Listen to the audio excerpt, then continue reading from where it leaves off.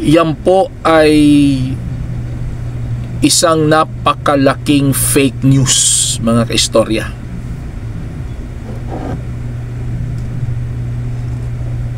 Kaya nung narinig ko na sinabi yon ng vlogger na yon, doon ko talaga napatunayan at na-confirm na ang vlogger na ito ay isang malaking kalokohan. Dahil alam ko na alam niya na yung sinasabi niyang yan, alam niya mismo. Hindi niya may pagkakaila sa sarili niya. Alam niya na ang sinasabi niya na ukol sa di umano daw sa pilitang pag-aabuloy sa iglesia, alam niyang hindi yun totoo. Siya mismo, alam kong alam niya, nakikita ako sa tono ng pananalita niya at sa mga mata niya na alam niyang nagsisinungaling siya.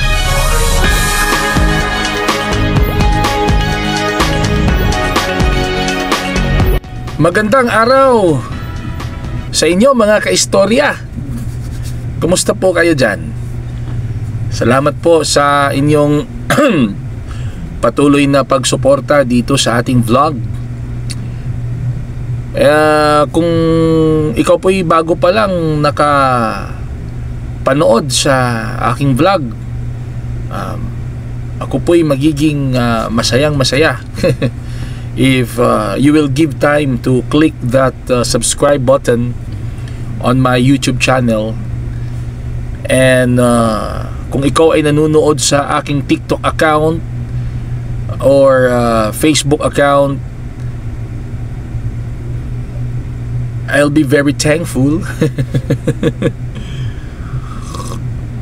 kung you will click that follow button and you will invite your friends to follow my FB account and TikTok account also. At please subscribe sa YouTube channel ko, like, comment, and share, mga kaistorya.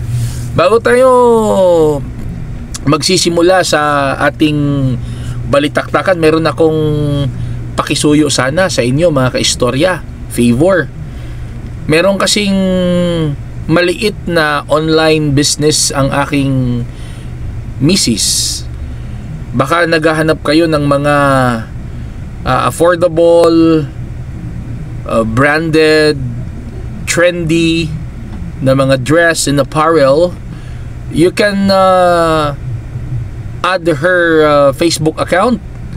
Doon siya nagla-live sa Facebook account niya. Ito Glynis May Arsua. Nakikita nyo sa screen. Yan po. Nandiyan po, tinan nyo sa screen. Paki-add po siya. Paki-add, paki-follow. Nako, hindi kayo magsisisi, mga kaistorya. Ang ganda ng mga dress niya, mga apparel niya. Oo. Matagal na yan. Yun ang sinasabi ng Biblia, di ba, mga kaistorya, mga kapatid, na kahit gaano mang kasama ang isang sitwasyon ay kayang ipihit ng ating Panginoong Diyos para sa ikabubuti ng kanyang mga anak. Kasi itong online business namin ay isinilang sa panahon ng pandemya 2020, mga ganon. Nag-start yan kasi kailangan hindi man lumalabas sa bahay ang mga tao, kaya yun naisipan ni Mrs. mag-online selling. At hanggang ngayon po ay tuloy-tuloy tayo dyan. Kaya, mga kaistorya, please don't forget to follow also. Ito nakikita nyo sa screen, the FB account of my wife, Glynis May Arsua. Please add and follow. Every day nagla-live selling siya. May mga araw na hindi, kasi lalong-lalo na kapag may gawain, aktibidad sa iglesia, of course, una yon. Prioritize yun. Bago din tayo magpapatuloy sa ating balitaktakan, of course, ito yung mga binabanatan natin araw-araw para hindi tayo matamlay. Genesis Organic Spirulina yan, mga kaistorya. Ito ay organic blue-green algae itinaname sa fresh mineral water in an environment with low pollution. At ito'y maraming mga nutritional contents na kailangan ng ating katawan. Hindi po ito synthetic drug, kaya no need to be afraid on side effects. Ang Genesis Organic Spirulina ay mabibili online at sa mga Mercury Drug Stores and pharmacies nationwide. Kaya tirahin na natin para mas lalong mag-iinit itong ating balitaktakan sa araw na ito.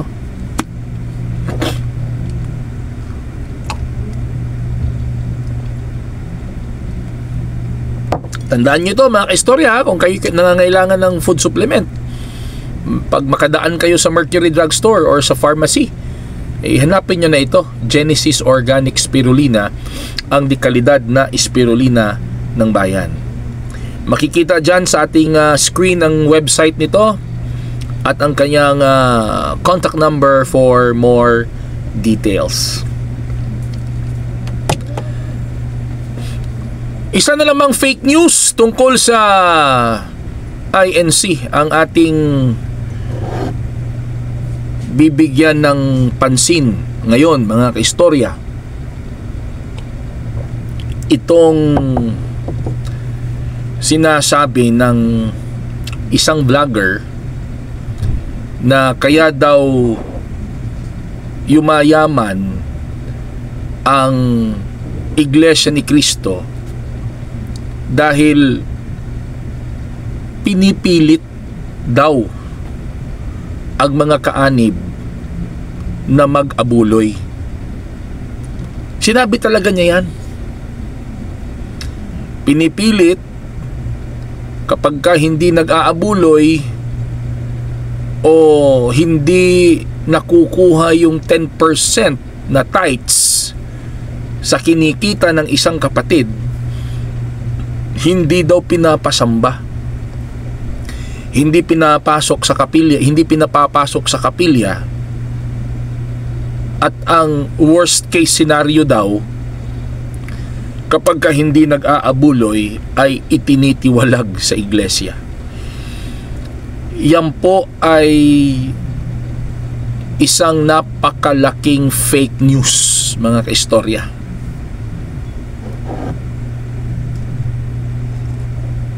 Kaya nung narinig ko na sinabi yon ng vlogger na yon, doon ko talaga napatunayan at na-confirm na ang vlogger na ito ay isang malaking kalokohan. Dahil alam ko na alam niya na yung sinasabi niyang yan, alam niya mismo.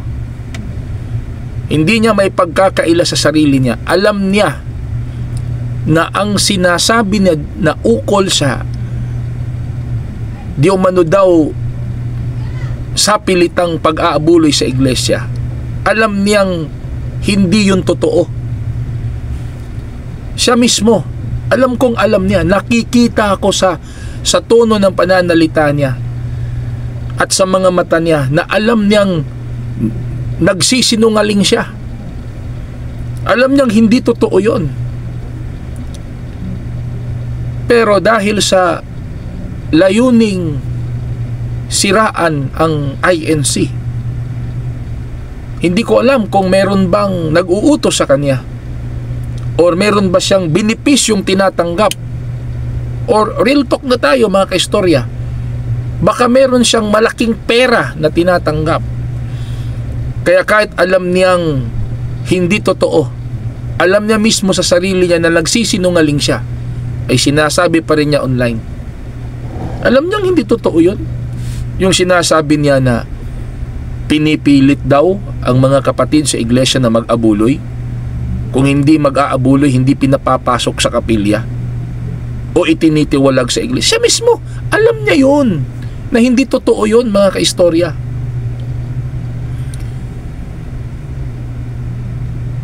Hindi lalaki ng ganito ang iglesia ni Cristo. Hindi magiging loyal nang ganito ang mga kaanib sa Iglesia ni Cristo, kung may coercion, kung ang paghahandog o pag-aabuloy na ginagawa sa loob ng Iglesia ni Cristo ay coercive, walang coercion dito, kasi mismo ang ating Panginoong Diyos hindi sa coercive. Hindi niya pinipilit ang tao na sumamba at maglingkod sa Kanya.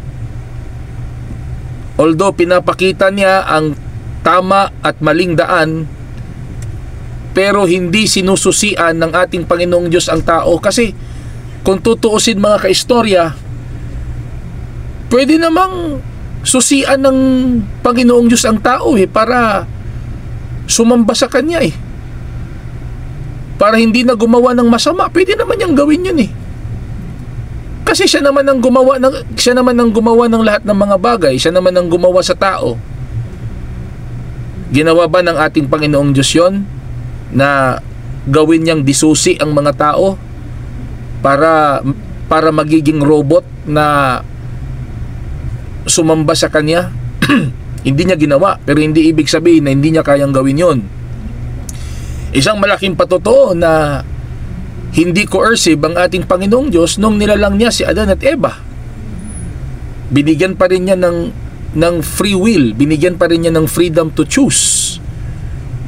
May kahoy doon sa tanaman ng Eden na sinabi niyang huwag kayong kumain diyan kasi kapag kumain kayo ay mamamatay kayo.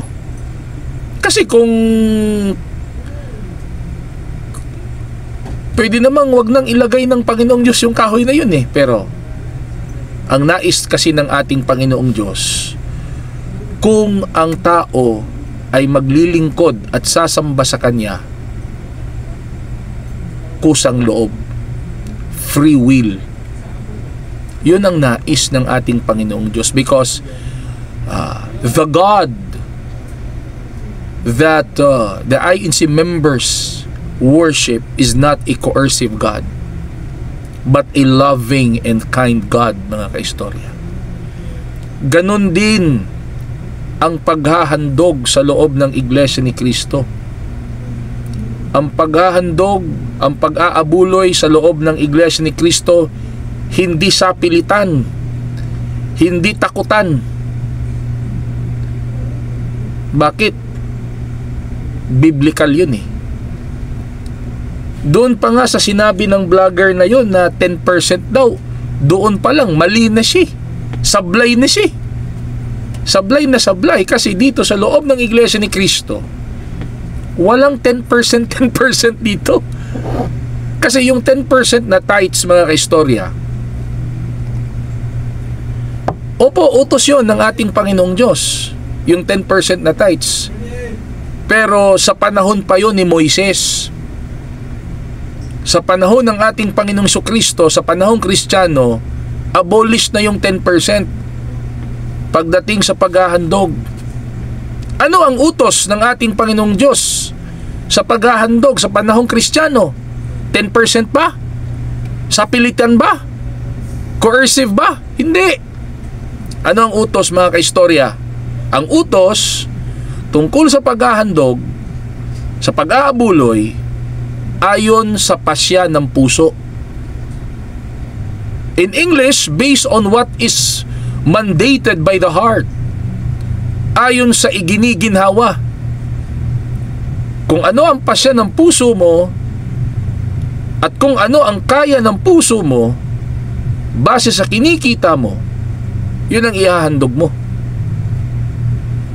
Yun ang aral, yun ang doktrina sa loob ng Iglesia ni Cristo. Kung ano ang pasya ng puso, walang sapilitan, hindi coercive. Kaya nga laging sinasabi sa mga vloggers na yan na nagsasabi ng mga ano-anong fake news sa Iglesia ni Cristo, ba't di nga kayo mag-Iglesia ni Cristo magpadoktrina kayo sa Iglesia ni Cristo para malaman yung doktrina. Yun ang doktrina sa Iglesia ni Cristo tungkol sa paghahandog. Hindi sapilitan, walang 10%. ayon sa iginiginhawa at ayon sa pasya ng puso. Yun ang totoo sa Iglesia ni Cristo. Yung sinasabi ng vlogger na sa pilitan, hindi daw pinasasamba, itinitiwalag kapag hindi nag-aabuloy, yun ay isang malaking kalokohan at isang malaking fake news na alam ko na alam niya yun. Pero bakit niya sinasabi yun? Hindi ko alam, baka bayad siya para lang makapanira sa Iglesia ni Cristo. Pero alam niyo mga kaistorya, hindi man sa pilitan ang paghahandog sa loob ng Iglesia ni Cristo, ang pag-aabuloy, pero napakataas ng pagkilala ng isang tunay na kaanib sa Iglesia ni Cristo sa pag-aabuloy o paghahandog. Bakit? Hinahanap kasi yan ng ating Panginoong Diyos sa mga anak niya. Noong unang panahon pa man mga kaistorya, ay napakasela na po, ay talagang hinahanap na po ng ating Panginoong Diyos na ang mga anak niya ay maghandog sa Kanya. Panahon pa man ng unang mga tao sa mundo, hinahanapan na ng Panginoong Diyos ang mga tao na maghandog sa Kanya. Sa panahon pa ni Cain at Abel, mga kaistorya,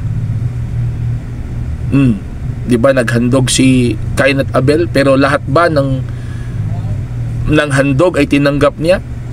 Yung handog ni Cain at Abel, tinanggap ba ng Panginoong Diyos lahat yun? Hindi. Ang tinanggap ng Panginoong Diyos na handog ay ang handog ni Abel. Hindi tinanggap ng ating Panginoong Diyos ang handog ni Cain. Kasi ang tinatanggap ng Panginoong Diyos na handog ay yung handog ng kanyang bayan, yung handog ng mga kinikilala niyang kanyang mga anak. Kaya sa pananampalataya ng isang tunay na kaanib sa Iglesia ni Cristo, isang malaking biyaya at isang malaking opportunity ang maghandog, sapagkat sumasampalataya ang isang tunay na Iglesia ni Cristo na kapag siya'y maghahandog sa Panginoong Diyos, ay tatanggapin ng ating Panginoong Diyos yun.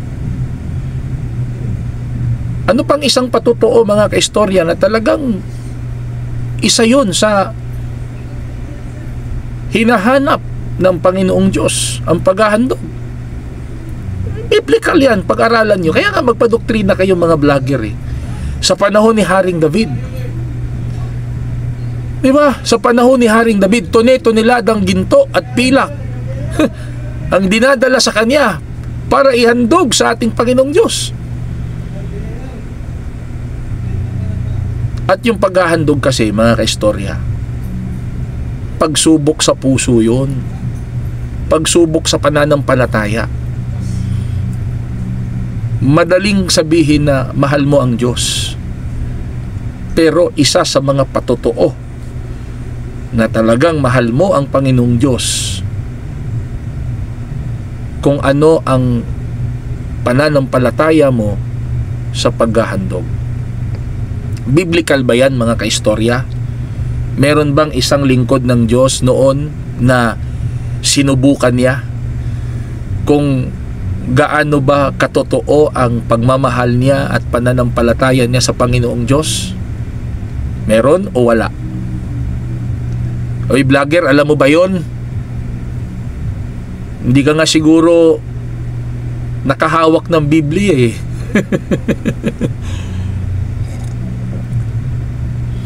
Meron. Sino? Si Abraham. Si Abraham na naging ama ng mga bansa. Ano yung pagsubok kay Abraham ukol sa paghahandog? Ano ang hiningi ng Panginoong Diyos kay Abraham na ihandog sa kanya? Hayop? Gulay? Ginto? Hindi. Ano ang hiningi ng Panginoong Diyos kay Abraham na ihandog sa kanya? Ang buhay ng kanyang kaisa-isang anak.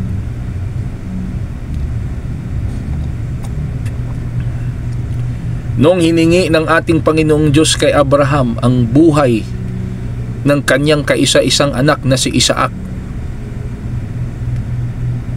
nagreklamo ba si Abraham? Nag-reason out ba si Abraham, mga kaistorya?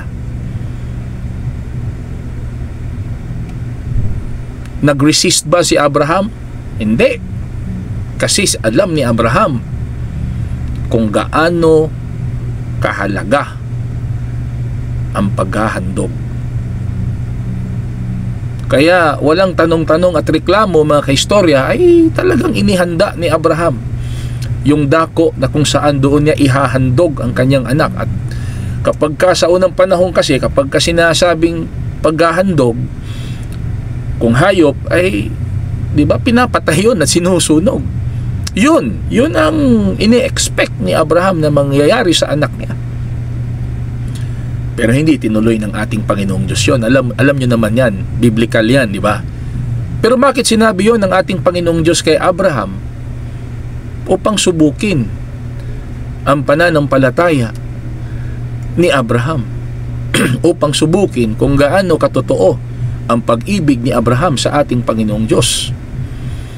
Kaya dahil sa pagsunod ni Abraham sa utos ng ating Panginoong Diyos ukol sa paghahandog, di ba, ihahandog na sana ni Abraham yung anak niya, pero kumbaga may anghel na isinugo ang ating Panginoong Diyos at pinigilan siya at hindi natuloy yung paghahandog ni Abraham sa anak niya. Bagkos ang inihandog ay yung isang karnero doon. Yun ang inihandog sa ating Panginoong Diyos. Dahil sa pagsunod ni Abraham sa utos na ukol sa paghahandog, napasama ba si Abraham? Hindi. Natupad ang lahat ng mga pangako ng Panginoong Diyos sa kanya. Pagpapalang espiritual, pagpapalang material, natupad. Natupad yung pangako ng ating Panginoong Diyos kay Abraham na magiging ama siya ng maraming mga bansa. Iyon ang sinasampalatayanan ng Iglesia ni Cristo, ng isang tunay na kaanib sa Iglesia ni Cristo. Hindi man pinipilit, walang sapilitan sa paghahandog. Wala mang 10%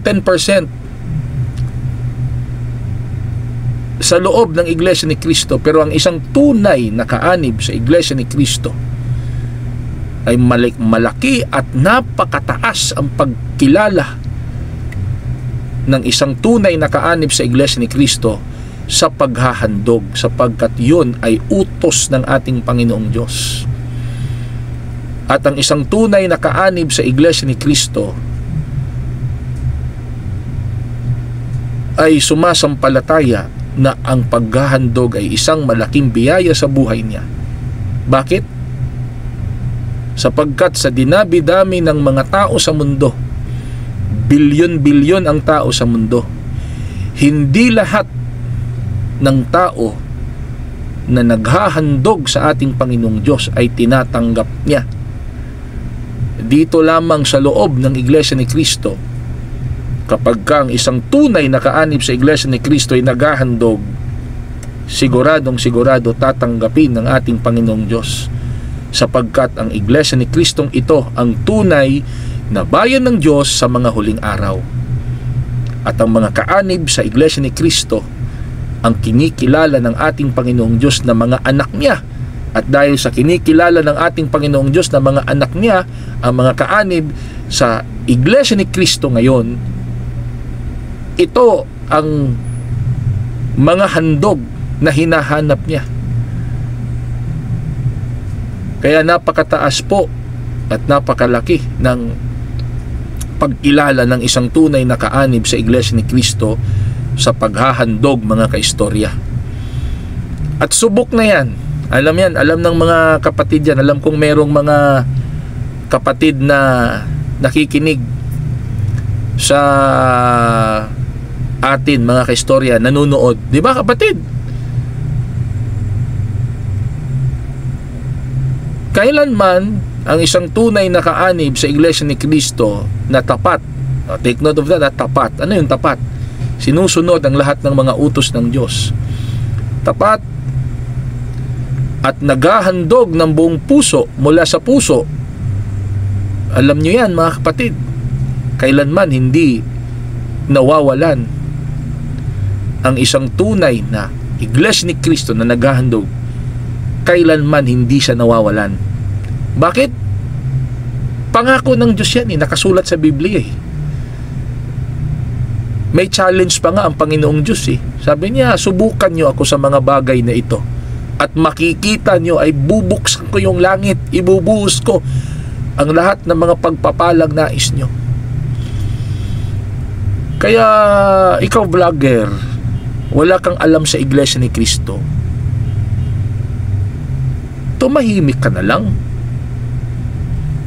Kasi lahat ng mga sinasabi mo, magbabounce back yan sa'yo. Fake news yon. Ito yung totoo. Ito ang totoo sa Iglesia ni Cristo kung ang pag-uusapan ay ang paghahandog o pag-aabuloy. Kaya sa mga nanunood sa vlog na ito at nanonood din sa vlog ng vlogger na yon na nagpapakalat ng fake news sa INC, magsuri kayo. Magsuri. Wag lang yung vlogger na yun ang pakikinggan nyo.